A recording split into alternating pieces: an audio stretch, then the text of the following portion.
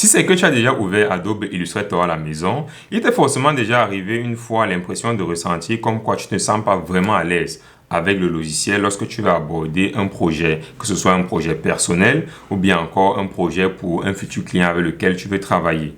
Alors, pour pallier à ce problème, dans cette vidéo, je vais essayer de vous expliquer vraiment tous les outils de Adobe Illustrator que vous pouvez retrouver, de telle sorte que ça puisse vous aider à facilement vous sentir plus à l'aise la prochaine fois que vous allez vouloir travailler sur un projet. La version d'Adobe Illustrator que nous allons utiliser ici, c'est la version CC 2024, mais vous n'êtes pas contraint d'utiliser également la même version à la maison. Vous pouvez également utiliser une version qui date de environ 3 à 4 ans dans le passé.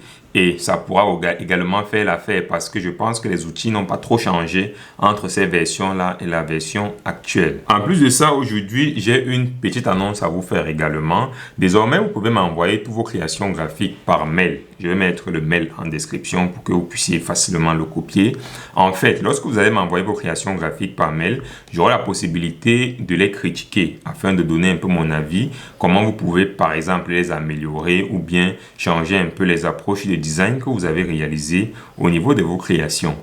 Je fais cela majoritairement pour vous aider en quelque sorte à ma manière et également aider d'autres personnes qui peut-être hésitent encore à se lancer dans les créations graphiques et peut-être en voyant ces vidéos-là, ça va les inspirer à pouvoir démarrer leur propre projet ou bien travailler avec des clients. On ne sait jamais. Avant de vous montrer tous ces outils-là au niveau de Illustrator, je vais d'abord essayer de répondre à deux questions majeures qui sont, selon moi, très importantes à répondre avant d'aller un peu plus loin. La première question, c'est de savoir, est-ce que c'est vraiment nécessaire de maîtriser tous les outils qui se trouvent au niveau de Illustrator? Je vais dire non. Pourquoi? Parce que même si vous maîtrisez tous les outils au niveau d'un logiciel, je l'ai même déjà dit ici sur cette chaîne plusieurs fois, vous n'avez pas la possibilité, vous ne pouvez pas avoir la possibilité, autant pour moi, de pouvoir travailler sur des projets concrètement avec ces outils. Parce que la maîtrise des outils, c'est quelque chose qui est à part et la maîtrise de l'art, c'est quelque chose qui est à part. C'est un peu comme quoi, je vais prendre un exemple assez concret pour que vous le compreniez vraiment dans le contexte. Disons que vous êtes un footballeur et que vous avez la maîtrise du dribble. Vous connaissez vraiment dribbler, faire les passements des jambes, avoir les gestes les plus techniques qui soient vraiment fantastiques. Et à la fin, vous vous trouvez être gardien de but.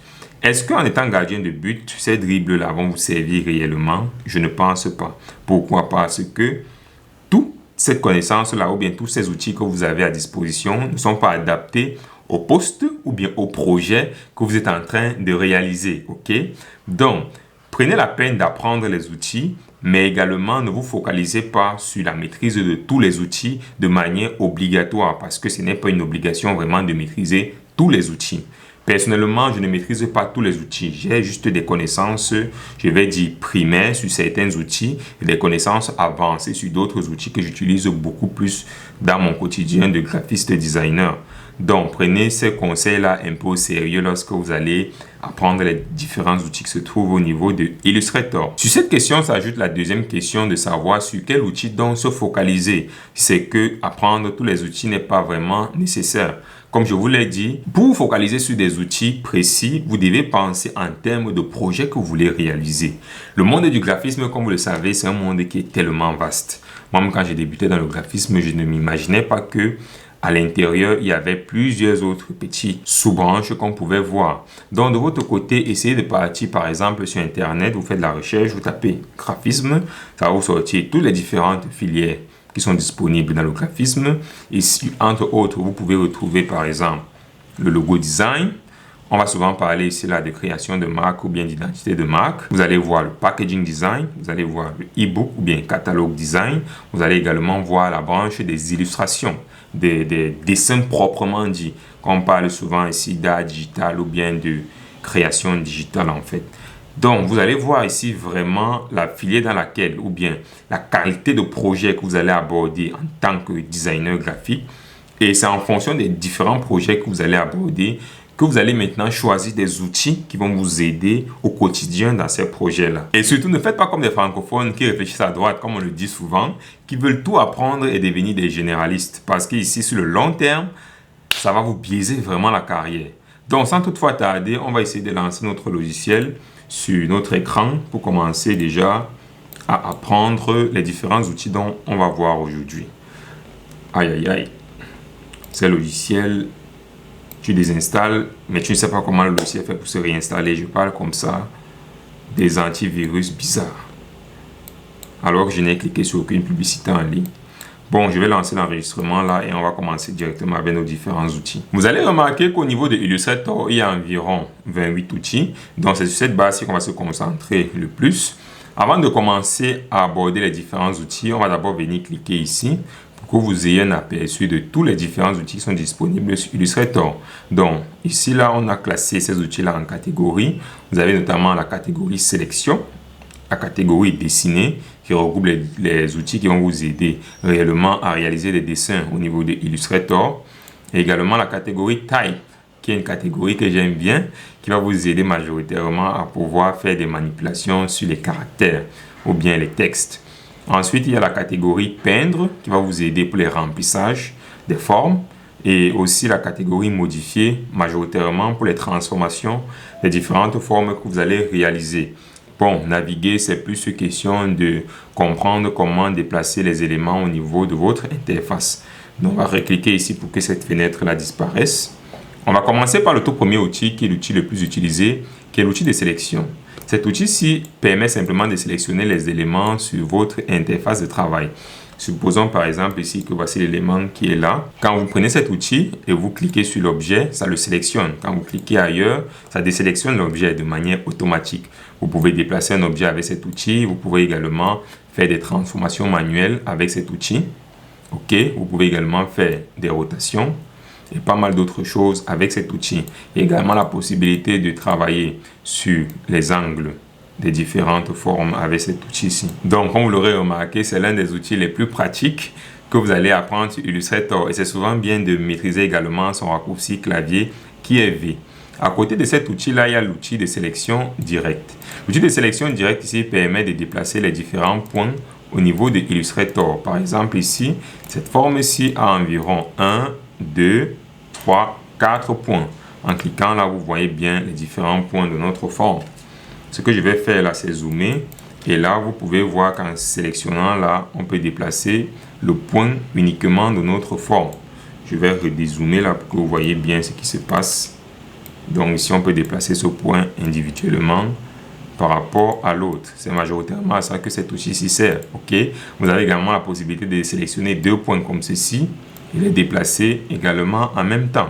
Vous avez également la possibilité de venir sur un seul point là et de faire la transformation comme on l'a fait avec l'outil de sélection directe. Ok. Ensuite, il y a ce Magic Wand Tool, l'outil baguette magique.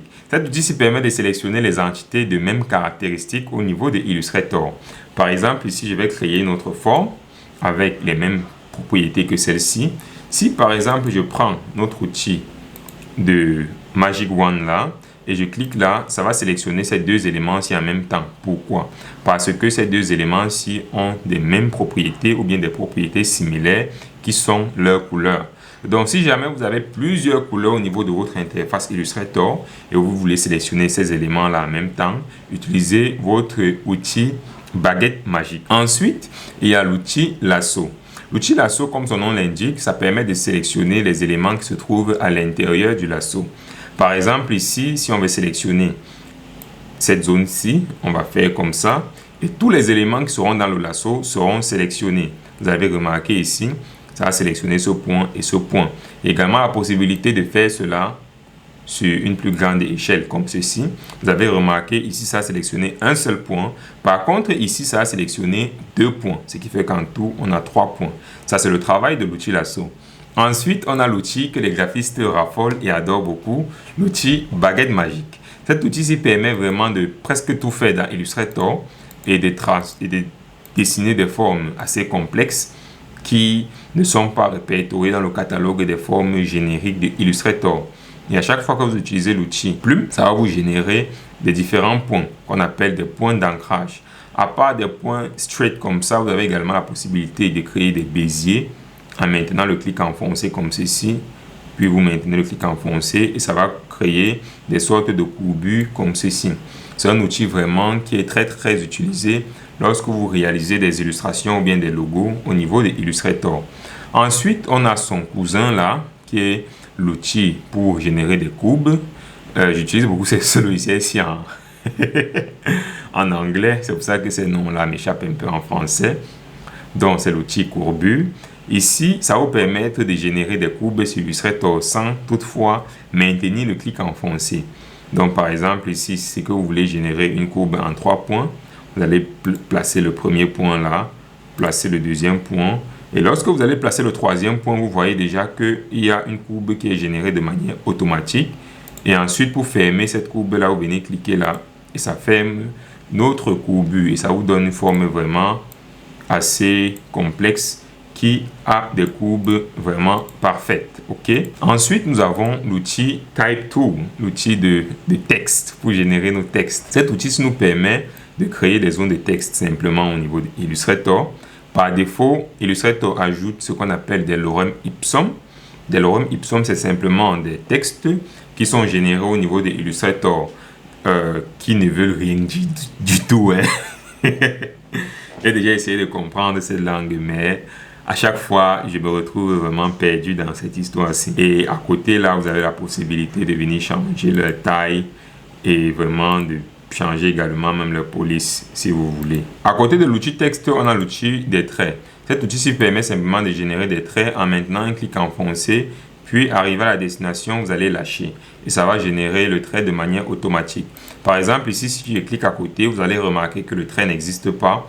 Pourquoi? Simplement parce qu'ici, par défaut, les remplissages sont nuls et les contours sont nuls. Donc, on va cliquer ici, par exemple, et on va ajouter le contour. Là, maintenant, vous voyez que le trait apparaît.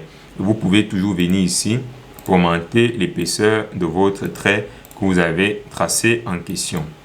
Après, on a l'outil rectangle que j'ai d'abord utilisé au début de cette vidéo-ci. Avec l'outil rectangle, vous allez simplement générer soit des rectangles comme son nom l'indique, ou bien encore générer des carrés, c'est que vous maintenez Shift enfoncé. Là, ça vous a sorti un rectangle ou bien un carré avec des contours uniquement. Pour pouvoir mettre des remplissages, vous allez simplement venir ici et permuter, et ça va permuter les contours avec le remplissage. Maintenant, on aura une forme pleine à ce niveau-ci. Après l'outil de rectangle, vous pouvez toujours maintenir le clic enfoncé et vous avez la possibilité d'avoir des outils rectangles arrondis, des ellipses, des polygones et toute autre chose. On va passer directement à l'outil suivant, qui est l'outil broche. C'est un outil que je n'utilise pas beaucoup au niveau de Illustrator, mais c'est quand même assez utile. La plupart du temps, quand je veux dessiner ou bien quand je veux réaliser des illustrations avec le pinceau, je préfère partir dans Photoshop parce que Photoshop me donne vraiment un peu plus de fluidité et de possibilités, quoi. Donc avec l'outil pinceau, vous avez la possibilité de dessiner comme ceci et ça va vous générer de manière automatique des contours orientés dans le sens des tracés que vous avez réalisés. Donc si par exemple on clique sur un élément là, vous allez remarquer que ça a sélectionné contour ici et on peut venir augmenter son épaisseur comme ceci. Ensuite, il y a cet outil-ci qui permet de créer des formes de manière générique. Je vais d'abord effacer tous les éléments qu'on a déjà fait là parce que ça devient déjà un peu trop touffu. On va revenir sur notre outil ici, le Shaper, au moins ça a gardé le même nom. Avec le Shaper, ça vous permet de créer des formes géométriques de manière manuelle. Je vous explique. Par exemple, c'est que vous voulez créer un cercle et que vous ne connaissez pas dessiner le cercle comme ceci de manière manuelle. Vous pouvez faire comme ceci avec votre main. Ça va vous générer un cercle parfait. Ok, même si c'est que vous n'êtes pas un gars très fort en dessin, tant que l'ordinateur essaye quand même de comprendre ce que vous voulez dessiner, ça va vous sortir la forme normalement. C'est également possible de faire cela avec des triangles, même avec des pentagones si vous voulez. Ensuite, si c'est que vous voulez associer vos deux éléments que vous avez dessinés, vous allez simplement venir faire comme ça sur les deux éléments là et ça va les associer. Après, nous avons l'outil Gomme. L'outil Gomme ici, comme son nom l'indique, permet simplement d'effacer les formes et de supprimer tous les éléments qui se trouvent à l'intérieur des formes. Et quand ça fait son opération, autant pour moi, ça sépare nos formes en plusieurs formes distinctes. Comme ici, on obtient nos différentes trois formes là, pareil là, pareil ici. Ensuite, on a l'outil rotation. L'outil rotation nous permet de faire pivoter nos éléments sur notre interface de travail. Mais avant d'utiliser l'outil rotation, il faut d'abord sélectionner notre élément. Par exemple, on veut faire roter cet élément-ci. Donc, disons que je vais supprimer tous nos éléments là et je vais garder ceci. On veut faire roter ceci. On va le sélectionner, puis on va prendre l'outil rotation. Ça va sortir un point de rotation là. Disons qu'on veut le roter par rapport à là. On clique là pour mettre le point de rotation. Et on clique sur un élément de notre objet pour pouvoir le faire roter par rapport à ce point là. On peut venir également changer la position du point de rotation. Et ça va faire la même opération au niveau de notre interface Illustrator. Ensuite, il y a également l'outil échelle qui fonctionne également. Bon, scale. Ils ont appelé ça redimensionner ici. Ça fonctionne un peu de la même manière que l'outil rotation. Quand vous allez le sélectionner, ça va également mettre un point là. Maintenant, si c'est que vous cliquez et vous déplacez le curseur, ça va agrandir votre élément. Mais vous allez remarquer que ça déforme l'élément que vous êtes en train d'agrandir. Pour que ça ne fasse pas comme ça, vous allez maintenir Shift enfoncé et ça va garder les proportions de votre élément. Et pour copier, vous maintenez Alt enfoncé simplement, puis vous lâchez. On va passer directement à l'outil suivant, on va supprimer ça. C'est l'outil Width Tool. Je pense ici que c'est l'outil de largeur. Ok, oui, c'est bien ça. Pour utiliser l'outil Width Tool, l'outil de largeur autant pour moi, on va d'abord générer un tracé. Pour ça, on va prendre notre outil Plume. On va générer le tracé comme ceci. Et on va venir supprimer les remplissages. L'outil Width Tool, comme son nom l'indique, l'outil de largeur, va nous permettre de gérer les largeurs de notre contour. Donc, en cliquant là, on peut augmenter l'épaisseur à des endroits où on veut. Si on vient ici, on peut tirer ça et faire pareil à ce niveau-ci. Ça permet vraiment de manager les largeurs des différents contours de manière manuelle, à volonté comme on veut, quoi. Et grâce à cet outil-là, vous allez pouvoir générer des formes assez complexes que vous pourrez utiliser par la suite comme des motifs pour vos illustrations ou bien pour les brandings que vous réalisez pour les marques avec lesquelles vous travaillez. On va également supprimer ça pour passer au second, à l'outil suivant. Ensuite, il y a l'outil de transformation manuelle. Pour pouvoir utiliser cet outil, je vais également ajouter encore une forme sur notre interface de travail là. On va venir sélectionner cet outil. Cet outil-ci permet de pouvoir moduler les éléments qu'on a sur notre interface de travail, de pouvoir vraiment faire une transformation manuelle comme on veut. Vous avez la possibilité, par exemple, de cliquer ici pour faire une distorsion selon la perspective, ok, ou bien ici, là, vraiment changer les différentes perspectives de votre élément. Cet outil-ci, personnellement, je ne l'utilise pas vraiment trop. Quand je vais faire mes perspectives, je les fais de manière manuelle, je fais de mes tracés avec l'outil pinceau. Mais c'est un outil qui peut beaucoup vous aider si jamais vous voulez gérer des perspectives au niveau de vos illustrations. Après l'outil de transformation manuelle, il y a mon outil préféré de Illustrator qui est l'outil concepteur de forme. Au moins c'est cet outil-ci aussi. Je maîtrise bien le nom. Bon, pour utiliser l'outil concepteur de forme, je vais ajouter un autre outil ici. Cet outil-ci permet simplement de relier des formes qui sont séparées. Lorsque vous allez les sélectionner à deux comme ceci, et vous sélectionnez votre outil concepteur de forme, vous avez la possibilité soit de supprimer une forme, soit de les additionner comme ceci. C'est vraiment un outil que j'utilise presque tout le temps sur Illustrator et qui m'aide et me facilite beaucoup le travail lorsque je réalise mes illustrations et mes logos. Après l'outil concepteur de forme, il y a l'outil perspective. Bon, comme j'ai dit, les perspectives, c'est quelque chose que je fais manuellement, mais il y a également un outil qui aide beaucoup sur Illustrator. Ça permet de gérer la grille de perspective. La grille de perspective ici vous donne une sorte de perspective là que vous pouvez manipuler, ce qu'on appelle les points de fuite. Par exemple, ici là, le premier vanishing point de droite qui est là, on peut le déplacer. Le vanishing point de gauche, on peut le déplacer là. Pareil pour le vanishing point qui se trouve juste là en haut. Vraiment, vous avez une large gamme de possibilités lorsque vous voulez gérer vos perspectives au niveau de Illustrator. Et la magie dans ça, c'est quoi? C'est que si vous prenez par exemple l'outil Plume et vous venez tracer, ça va s'ajuster de manière automatique sur les différents points qui sont sur votre vanishing point. Et vous pourrez vraisemblablement avoir vos tracés. Mais maintenant, il y a une autre manière d'utiliser ça de manière plus efficace. Supposons par exemple que j'ai tracé mon cercle là, vous voyez, ça a détecté de manière automatique cette surface du bas-ci. Ok, pareil ici, ça a détecté directement cette surface-ci. Pareil là, ça détecte la surface du bas. Maintenant, c'est que vous voulez changer la perspective et venir peut-être à gauche. Vous allez venir cliquer ici à gauche. Et là, maintenant, ça va détecter la surface de gauche. Pareil ici, cette surface-ci. Donc, c'est un outil qui peut vous aider si jamais vous voulez vraiment travailler avec les perspectives et réaliser des formes vraiment, on va dire ça comment, isométriques au niveau de Illustrator. Maintenant, pour le faire disparaître, vous allez simplement venir cliquer ici et ça va disparaître au niveau de Illustrator. Ensuite, il y a cet outil-ci, l'outil filet. C'est un outil qu'on utilise beaucoup. Vous allez voir comment il y a beaucoup d'Instagrammeurs là qui l'utilisent pour pouvoir réaliser certains dégradés sur Illustrator. En fait, quand on l'active, on a la possibilité ici de venir ajouter des points comme ceci. Et ces points-là représentent simplement des entités de couleurs. Ça veut dire quoi? Par exemple, on sélectionne ce point-ci. On peut venir ici au niveau de Illustrator et on met sa couleur rouge et ça va affecter uniquement le point qu'on a sélectionné. Ok? On peut également venir cliquer sur ce point-ci. On fait la même chose. Disons qu'on prend par exemple la couleur verte. Ça va uniquement affecter ce point. Donc, c'est un outil que les Instagrammeurs aiment bien utiliser pour nous montrer qu'ils sont des gars très très forts.